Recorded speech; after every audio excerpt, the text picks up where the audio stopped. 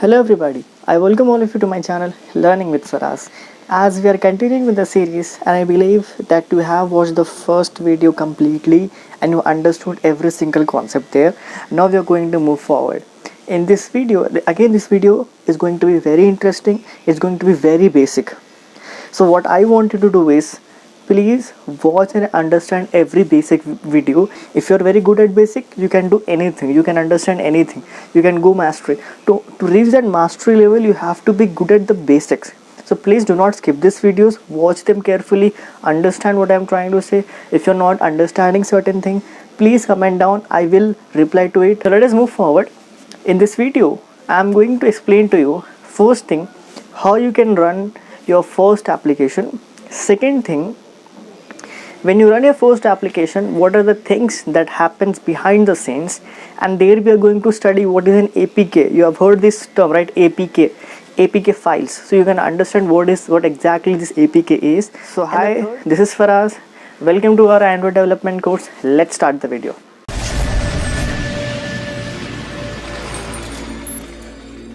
So once you set up your Android Studio, the next step that you have to do is you have to run your application, right? First thing we're going to start with how you're going to run your application. And again, I'm going to make it very simple to you. And again, the benefit here is I'm using the latest Android Studio in this course. This is the latest Android Studio version that we are using here. So there are certain changes that you have to be careful of. The first thing, as I told you, is how you're going to run your first application using Android Studio.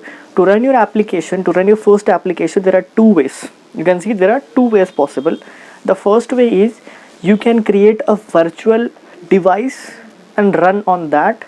You can and the second way is you can use your physical smartphone which you use or any other physical device to run that application.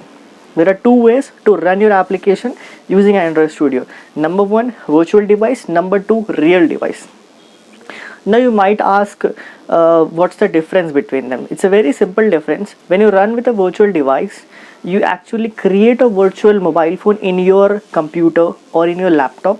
Then you test and run your app on that virtual device. Okay. But coming to physical device, if you have your mobile phone in your hand now, you can test and run your application in that mobile phone itself. So that is what the difference is. This is the virtual one that is not real, that doesn't exist in the reality. This is your physical phone that does exist in the reality. My recommendation for all of you is to go for the physical device itself, because there are certain disadvantages of using the virtual device. So what are those? The first, let's come to the why we should not use the virtual device. You can use, it's upon you perfectly, but this is my complete pure recommendation to you. The first thing is virtual devices are slow to handle. They are very slow. If you run your application on them, it's gonna take a time, it's gonna take memory of your computer, it's gonna slow down your Android Studio. Okay, so also when you create a virtual device, it's going to download the operating system for that virtual device. Again, that's going to take your data, it's going to take your internet, it's going to consume up your memory. So these are certain small disadvantages, because of which I always prefer to use your physical device. Okay, but let me consider that you want to use your virtual device. No worries, you can use it. The first step, I'm going to show you how you're going to set your virtual device in your Android Studio.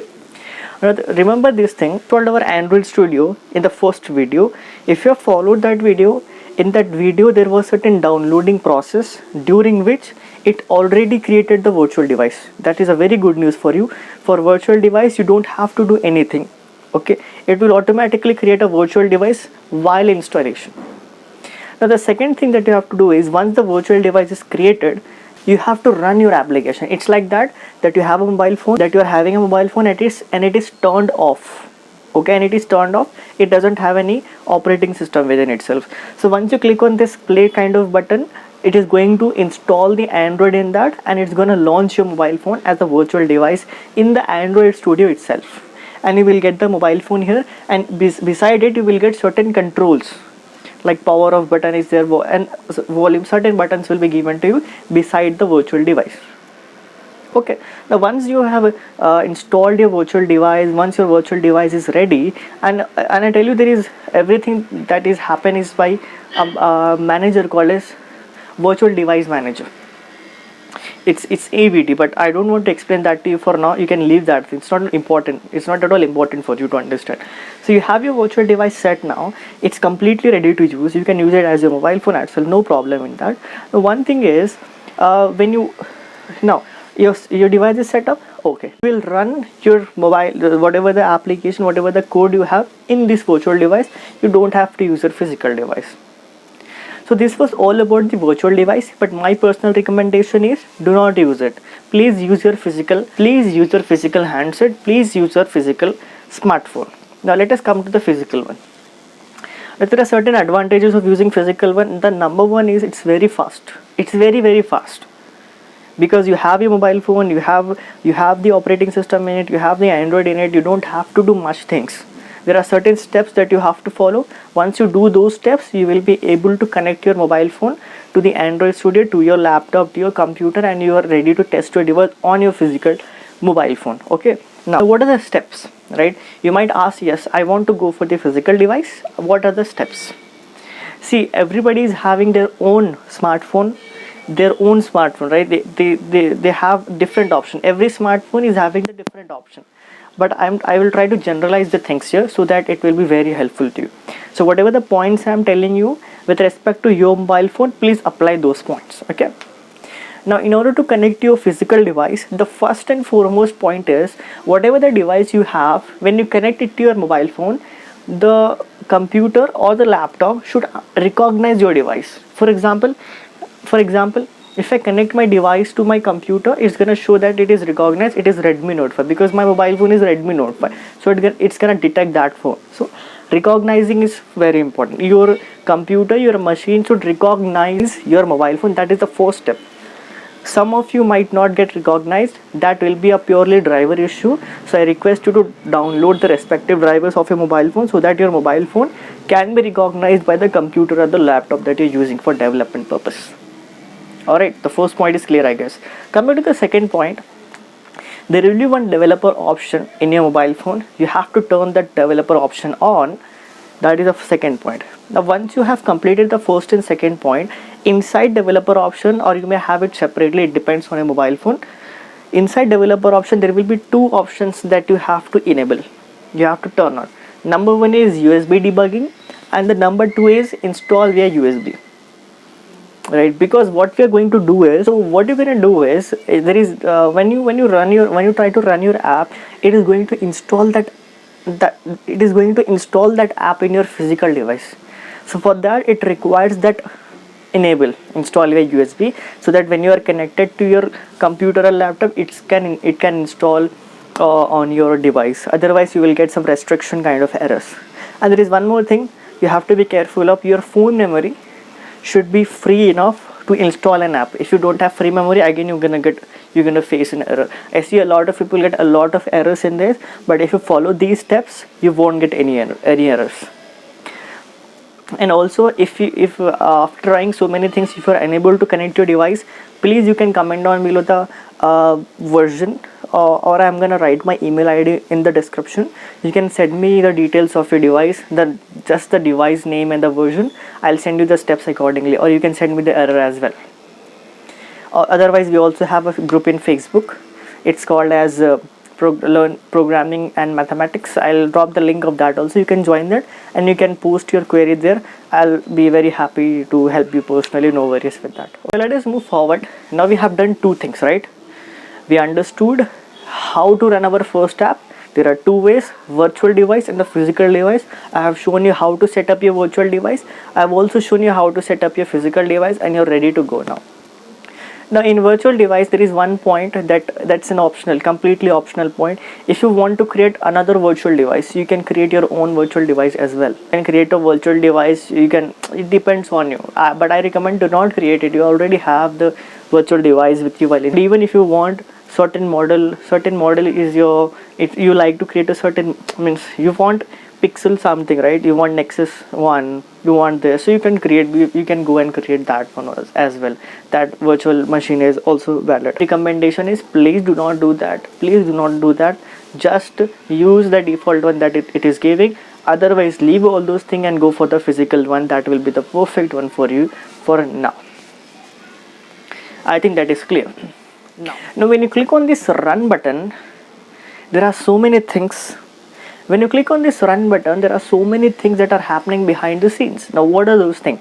The first thing, please go, I'm going to give you the steps one by one. Please note it down. It's going to be very, very helpful to you. It's a very basic knowledge. It's a required knowledge that you have. Please make a note of this. Please make a note of this. First thing, the Java code that you wrote in the main activity.java, that will be converted to the bytecode. Once it's done creating the bytecode, there is the creation of APK now. An APK file will be created, this bytecode, and there will be the library and resources. Library, resources, and bytecode. These three will make up an APK file. Now you might ask, what is this library and what is this resources? For example, if your app is having an image, that is a kind of resource. Your app is having certain data from a third party, that is also a resource. What is a library? Library means the collection of the things that you are using in your device. So an APK will have three things: bytecode of the Java code that you wrote, the library, and the resources. Okay, APK is created. This APK is installed in your emulator or your virtual device or your physical device. It is installed like an app, like we go to Play Store and click on install, right? This is what it's gonna do. It's gonna install your APK. Once the APK is installed, it is going to open and you're gonna see the output there. What you worked, you can see that output there. Then there is one very basic question that you might get, like for example, this is my app, it's hello written there, and I change this hello to learning with Faraz, okay, and I run this app. So will this procedure be repeated? No, it won't. It will just update what we have changed. So it is going to be very fast. It's not gonna undergo all the changes there itself, okay. So it's gonna be faster. It's just gonna show you what you have changed. Now after this all explanation part, let me take you to the screen and show you everything practically. Let's go there. Now before I explain you everything in detail, let's just set up our virtual device. Let us run this hello world, right? Can you see hello world here? You just change it, just a simple play. Let's write our channel's name, learning with Faraz.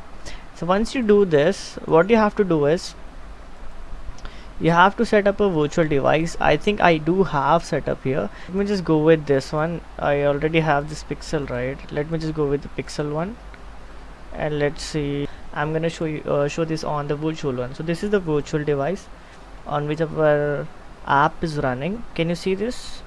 Our app successfully ran, and I hope you can see this learning with Faraz there. So I think this is very clear to you, and if you want to play with this text, you can always play. And you can see this title is something that I gave at the starting, so this is what it's showing me. This is something I have changed just now. If you see this, I have changed this. So if I change this to anything, it's gonna appear in the center, right? So this is the basic thing. I think you understood with these. How did I get it? Now let me show you the same thing with the physical device.